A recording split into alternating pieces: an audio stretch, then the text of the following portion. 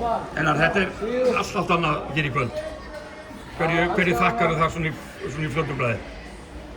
Já, ég held við bara sett góðan tón í varnarleik í fyrri hálfleik.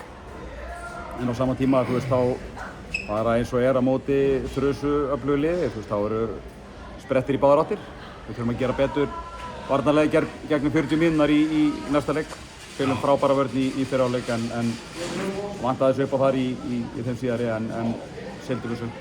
Þetta var komin inn í 8 stig, fór þig þá undir lok þriðja? Nei, maður er svo sem ekki rólegur hvort sem maður er 8-20 stigum yfir þegar er þetta mikið eftir og maður er að spila á móti þrjusu góðu liði en stelpurnar bánsuðu vel tilbaka og svona fóru aðeins að finna sinn rytm aftur sóknarlega en það var samt kannski heldur mikið bara að vera að skiptast okkur Við þurftum að fjölga stoppum í seinni hálfleik og það er bara eitthvað sem við þurfum að vinna í fyrir föstudaginn. En ykkar, bara plan fyrir leikinn, varstu með eitthvað nýtt gameplan? Þið virtust vera með að leika alveg í hendi ykkar nánast frá fyrstu mínútu.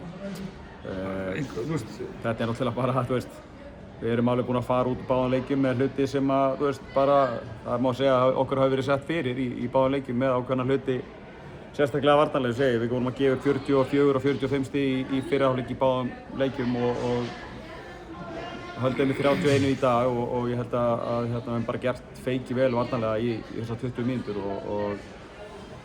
og það svona leggur grunninn á forystu og höldum í hann allan tíman. Já. Og til að koma þessu aftur í oddaleik, hvað þurfum við að gera til þess að jafna þessa seríu?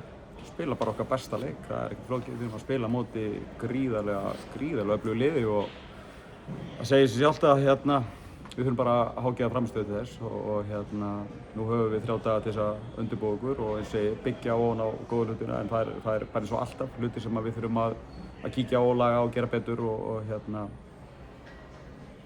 bara að spila okkar besta leik á föstudaginn. Frábært, Luku. Takk.